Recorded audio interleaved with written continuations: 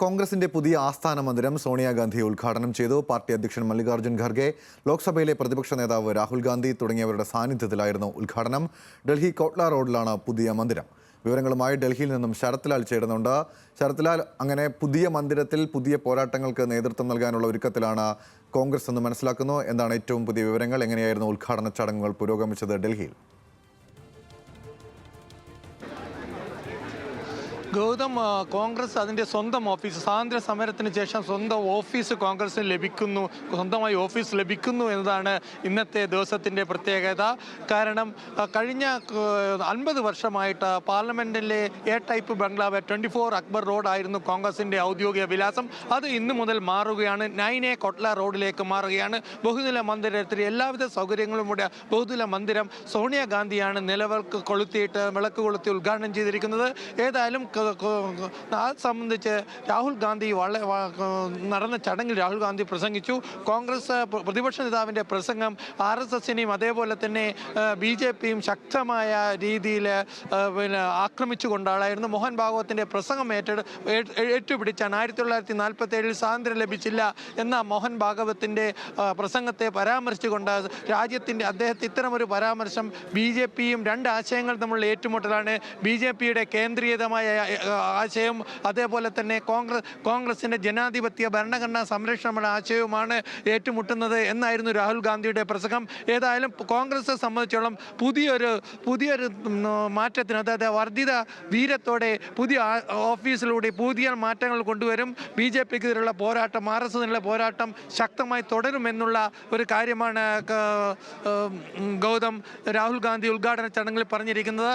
ഇന്ന് കോൺഗ്രസിലെ തെരഞ്ഞെടുക്കപ്പെട്ട 400 പേർക്ക് മാത്രമാണ് കോൺഗ്രസിൻ്റെ പുതിയ മന്ദിരത്തിലേക്ക് പ്രവേശനം അനുവദിച്ചത്.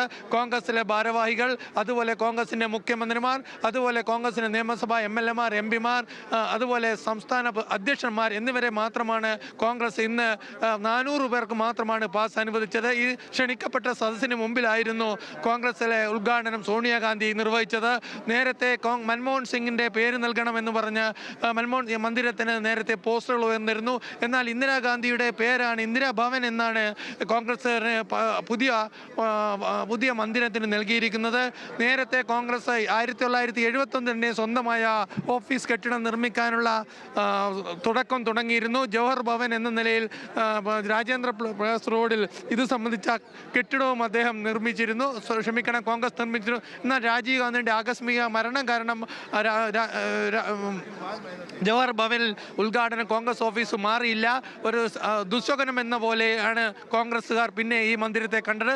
അതിനുശേഷം 50 വർഷത്തിന് ശേഷമാണ് ഇപ്പോൾ കോൺഗ്രസിന് സ്വന്തമായ ഒരു ആസ്ഥാനം ഉണ്ടാകുന്നത്. ഏതായാലും കോൺഗ്രസിനെ സംബന്ധിച്ചോളം എല്ലാവിധ സൗകര്യങ്ങളും കൂടി ഒരു മന്ദിരം കോൺഗ്രസിന് ലഭിച്ചിരിക്കുന്നു. 4 നിലയിലുള്ള എല്ലാവിധ ആധുനിക സൗകര്യങ്ങളും, വാർ റൂം, അതേപോലെ കോൺഗ്രസ് അധ്യക്ഷനും MP മാർക്കുമുള്ള പ്രത്യേക റൂമുകൾ, പാർലമെന്റ് പാർട്ടിക്കുള്ള പ്രത്യേക റൂമുകൾ, അതുപോലെ പ്രതിപക്ഷ നേതാവിനുള്ള പ്രത്യേക റൂമുകൾ തുടങ്ങി എല്ലാവിധ സൗകര്യങ്ങളുമുള്ള ഒരു മന്ദിരമാണ് ഇപ്പോൾ ഉദ്ഘാടനം ചെയ്യപ്പെട്ടത്. ഏതായാലും ഈ കാര്യത്തിൽ നാളെ മുതൽ മാധ്യമങ്ങൾക്കും അതിനുശേഷം പാർട്ടി പ്രവർത്തകർക്കും പ്രവേശനം നൽകുമെന്നാണ് നമുക്കിപ്പോൾ അറിയാൻ കഴിയുന്നത്. ഏതായാലും ചടങ്ങുകൾ ഇപ്പോൾ നടന്നുകൊണ്ടിരിക്കുകയാണ്. ചടങ്ങുകളിൽ പൂർണ്ണമായി മല്ലികാർജ്ജുന പ്രസംഗിച്ചുകൊണ്ടിരിക്കുന്നു. അത് കഴിഞ്ഞ് രാഹുൽ ഗാന്ധിയുടെ പ്രസംഗം നമ്മൾ കേട്ടതാണ്. കാരണം മോഹൻ ഭഗവത്തിനെയും അതേപോലെ തന്നെ RSSനെയും വളരെ ശക്തമായ രീതിയിൽ എതിർത്തുകൊണ്ട് അദ്ദേഹത്തിൻ്റെ പ്രസ്താവനകളെയും രണ്ട് ആശയങ്ങളെയും, കോൺഗ്രസിൻ്റെ ആശയം ജനാധിപത്യമാണ്. കോൺഗ്രസ് എല്ലാ മതങ്ങളെയും അതേപോലെ എല്ലാ ഭാഷയും ഒരുപോലെ കാണുന്നു. ഓരോ ഭാഷക്കും മേൽത്തട്ടോ താഴ്ത്തട്ടോ ഇല്ല. അതാണ് കോൺഗ്രസിൻ്റെ ലക്ഷ്യം, കോൺഗ്രസിൻ്റെ നയം. എന്നാൽ BJPയുടേതാകട്ടെ RSSൻ്റെ കേന്ദ്രീകൃതമായ നിലപാടാണ്. കേന്ദ്രീകൃതമായ പവർ ഇതാണ്, ഏകാധിപത്യമാണ് എന്നും രാഹുൽ ഗാന്ധി പറഞ്ഞു വെച്ചു. ഏതായാലും ഗൗതം, കോൺഗ്രസ് പുതിയൊരു ആസ്ഥാന മന്ദിരം സ്വാതന്ത്ര്യത്തിന് ശേഷം സ്വന്തമായി ഉണ്ടായിരിക്കുന്നു എന്ന് വേണം നമുക്ക് പറയാൻ. ശരി, ഡൽഹിയിൽ നിന്നും ശരത്ലാലാണ് വിശദമായ വിവരങ്ങൾ നൽകിയത്.